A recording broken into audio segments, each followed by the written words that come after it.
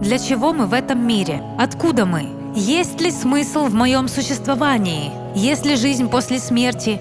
Вопрос о происхождении – важнейшая составляющая наших представлений о самих себе. Если мы верим, что пришли ниоткуда и уйдем в никуда, то жизнь в конечном счете бесцельна и бессмысленна. Но если мы верим в Бога, Творца, что Он создал этот мир с определенной целью, значит и наше существование имеет смысл. Более того, сама Библия подчеркивает, что человечество занимает центральное место в замысле Создателя. Большинство людей, независимо от религиозной принадлежности, согласится с тем, что мир находится в плачевном состоянии.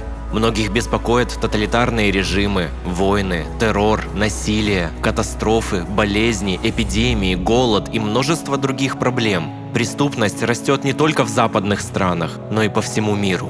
Это неудивительно, если учесть, что людям внушают, будто они всего лишь звездная пыль, видоизмененная бесконечной космической каруселью на протяжении миллиардов лет. Будто бы нет жизни после смерти, нет Творца, перед которым мы будем отвечать за свои поступки, и что в конечном счете у наших поступков нет последствий.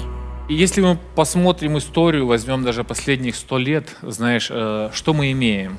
Мы имеем, если возьмем там Италию, например, да, Италия. Сегодня, знаешь, мы живем в таком мире, что многие захвачены материей, чем угодно, в общем, люди захвачены. Политикой, чем угодно люди захвачены, разными строями, там, и монархическими, демократическими там, и так далее. Разные направления, и каждый что-то пытается отстаивать. Но что говорит история, что я бы хотел вам сказать? История говорит, возьмем Италию. Это католическая страна. Но вы знаете, в Италии зародился, можно сказать, или поднялся, развился, который по всему миру пошел, фашизм. Вы знаете, давайте возьмем Германию, протестантская страна. Но в Германии зародился и принес беду, серьезную беду. Миллионы, миллионы, миллионы людей. Нацизм. Протестантская страна. Давайте возьмем Россию, православная страна. Все вроде бы христианские страны. Но в России, это за последние 100 лет, зародился и начал прогрессировать, развился коммунизм. И все это принесло большое-большое горе. Аминь. Кто-то может говорить, ну тогда надо, чтобы был режим там не аристократический, не знать, чтобы правила там ни демократия, ни, например, панархия, да, тирания, чтобы была. Давайте тогда, чтобы теократия была, да?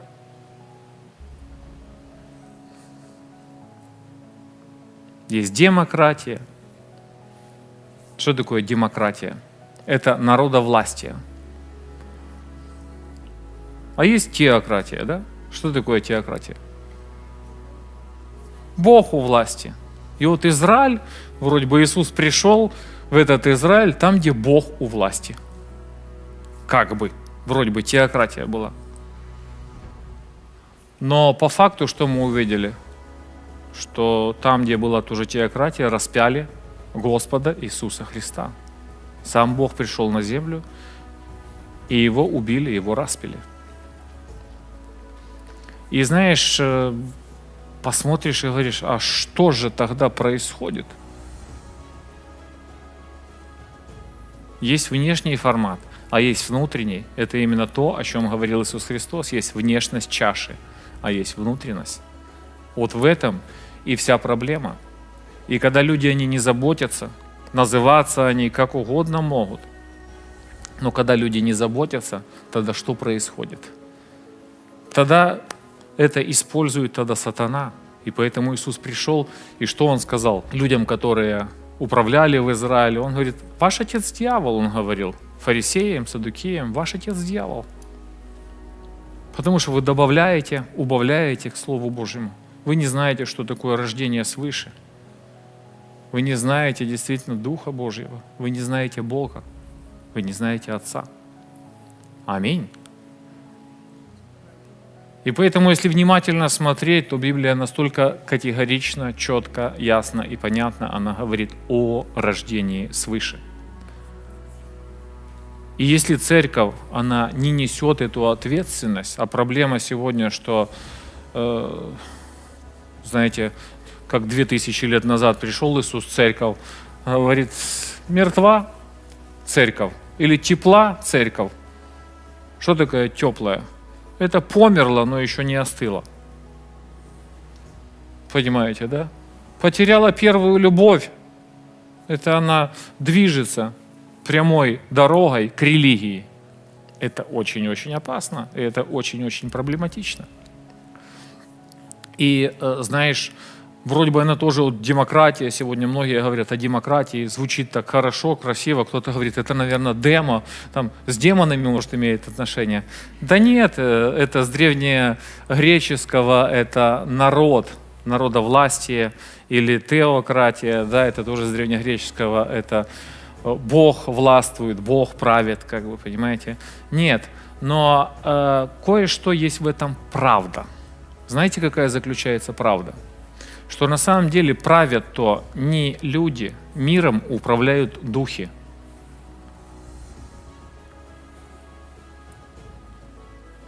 И поэтому произошел такой коллапс в католической стране, в протестантской стране, в православной стране, то, что я приводил пример, да? Италия, Германия, Россия, в Израиле, в Божьей стране. Вот поэтому и произошел этот коллапс, этот апокалипсис, можно сказать. Более того, возникает вопрос, почему мы должны уважать друг друга? Если правы эволюционисты, и мы всего лишь животные, то все сводится к выживанию наиболее приспособленных. И если вы оказались слабыми и беспомощными, ничего не поделаешь. Если мы учим людей, что они всего лишь эволюционировавшие животные, то стоит ли удивляться, когда они и ведут себя как животные? Ведь каковы мысли в душе человека, таков он и есть. Поэтому вопрос, что здесь? Разум Христов или здесь мир прописан? Что здесь? Слово Божье или мир прописан? Вы понимаете, насколько это серьезно? А как это изменить? Я не могу не думать, я не могу освободиться и так далее. Откуда это все происходит? Что ты кушаешь, то с тебя и будет, понимаешь? Если ты начнешь гвозди кушать, гвоздем станешь. Пластмассу начнешь кушать, что ты станешь? Чем ты себя наполняешь? Если ты наполняешь себя ложью, что будет? Грехом, что будет? Если ты позволяешь, чтобы дьявол тебя наполнял через разные сферы, почему это нужно ограничить? Потому что на сегодняшний день, я вам скажу открыто, что все сферы, все институты, они работают против церкви и против Бога. И никто это не скрывает. И когда людей наполняют, там, 100 лет понаполняли, что их дед был горилла. В кого сегодня люди верят? В обезьян. В последнее время начали наполнять НЛО, кино показывать. В кого сегодня люди верят? В НЛО. Вот и все. Что ты в себя будешь впускать, то и будет. Но от этого зависит самое главное – рождение свыше. Рожденный от Бога – это проверка, не грешит. Поэтому я прежде всего людям задаю вопрос, и я смотрю на человека действительно. Что человек себя стоит? Чего он достиг? Насколько он победил этот мир? И знаешь, в Украине очень много людей, которые раньше были наркоманы, алкоголики, преступники, очень много. И вы знаете, многие люди стали служителями. очень много людей освободилось, они не могли сами это сделать. Их не могли освободить лекарства. Прилаживали усилия, тратили деньги и так далее. Но когда они попадали там на христианские программы, в церкви, что произошло? Они получили исцеление. Каким образом? Новое рождение. Каким образом? Родились заново. Познание Бога, да. Познание. Им начинали преподавать Слово Божье. Им проповедовали Слово Божье. Они попадали в христианскую среду. И через это у них менялся разум и менялись сердца. То есть Бог дает тогда разум, когда мы не попираем Слово Божье, не искажаем, а принимаем. Бог тогда дает разум и сюда, и сюда. И что происходит тогда? Победа. А если у тебя есть разум, тогда ты рожден от Бога. Тогда ты уже знаешь Бога. Джеффри Даммер, один из самых страшных маньяков-убийц в истории Америки, рассказывал о том, какие мысли превратили его в преступника. Он верил, что у наших действий нет вечных последствий. Если человек не верит в Бога, перед которым надо будет отвечать, то какой смысл в том, чтобы контролировать себя? По крайней мере, я думал именно так. Я всегда верил в теорию эволюции, в миллиарды лет, и что все мы произошли из слизи, и когда мы умрем, на этом все закончится. При этом законы большинства западных стран основаны на Библии, а библейские заповеди дал сам Бог. Развитые страны берут за основу своего законодательства божественные стандарты, а не принципы животного мира. Никто не хочет порождать убийц-маньяков на своей территории. Но люди извращают и эти законы, потакая собственным грехам, прихотям и страстям. Неудивительно, что повсюду мы видим разложение. Люди все чаще убивают друг друга и себя. Современная молодежь верит, что жизнь лишена смысла. И более того, если церковь, она не возьмет ответственность и не будет понимать, размышлять и действовать, Библия говорит, что это еще были цветочки, а впереди будут плоды и ягоды.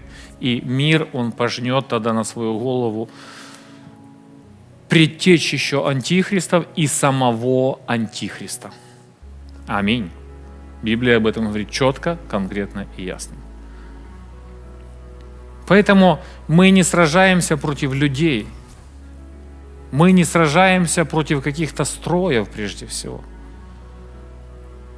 Мы понимаем, миром правят духи, и мы сражаемся против духов. Потому что зависит, какие люди придут к власти, к примеру, понимаете? К церковной власти, к политической власти, экономической, к народной власти. Называться как угодно можно. Но на самом деле, каким духом человек поклоняется, такие законы он будет и прописывать. Если он мамонщик, он будет действительно законы направлять в сторону своего блага. Если он какой-то, может, педофил, скажем так, всякие будут законы эти. Нечистый человек, всякие нечестивые законы будут. Если он как бы не свободный, поэтому всякие законы будут идти, которые будут давать как бы свободу рабству, всякому там наркотическому, например, там, или алкогольному и так далее, или человеческому. И вся суть на самом деле заключается в чем? Люди, которые приходят к власти, на самом деле, какие духи на них имеют влияние, такой мир тогда и получает результат. Мир находится на грани хаоса. Кибератаки и войны нацелены на взлом не только мировых информационных систем, но прежде всего на повреждение разума человека. Проникнуть в мозг человека и запустить туда информационный вирус, чтобы сломать Богом заложенную программу. Вот план дьявола. Принести хаос и расстройство в умственную систему людей, чтобы они сами разрушали этот прекрасный мир. Единственная защита – это загружать в свой мозг божественную программу изучения Слова Создателя. Стать учеником Иисуса Христа – вот самый превосходный антивирус для поврежденного разума. Ведь только вера в Бога и в Его Слово может спасти нас и этот погибающий мир. И тогда, если церковь, она говорит, что мы имеем Духа Святого, тогда чем должна заниматься церковь? Какую позицию тогда должна занимать церковь? Что она должна делать тогда, церковь? Как она должна возвышать свой голос? Потому что впереди, Библия ясно говорит, впереди Антихрист. Знаете, церковь сегодня многие кричат уже, ждем Христа, уже готовится и так далее.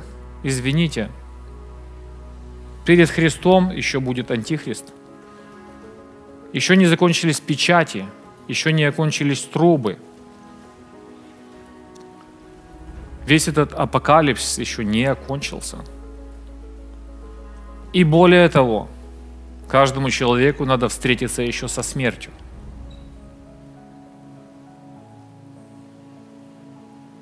И когда ты встретишься со смертью, в твоей жизни должно произойти то же самое, что произошло в моей.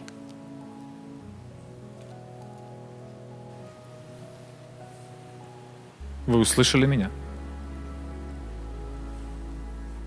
И тогда смерть будет побеждена. Аминь. Тогда мы увидим другой мир, мы увидим другие плоды, мы увидим совершенно другие результаты. Аллилуйя. Господи, дай нам мудрость, благодать, понять, осознать, Боже, не потерять предназначение, то, которое Ты дал. Твердо стоять в Твоей совершенной воле, Отец, во имя Иисуса. Принести свет в этот мир, жизнь, свободу от всякого рабства, демонического, бесовского, во имя Иисуса. Поэтому всякие черти, бесы, немощи, болезни во имя Иисуса пускай преклонятся перед Господом Иисуса Христа, перед Словом Божьим, потому что Слово Божье, оно на царстве, оно восседает с Отцом на небесах. Вся власть дана Ему, и преклонится пред Ним небесное, земное, преисподнее, всякое колено преклонится перед Иисусом Христом. И весь народ сказал: Аминь.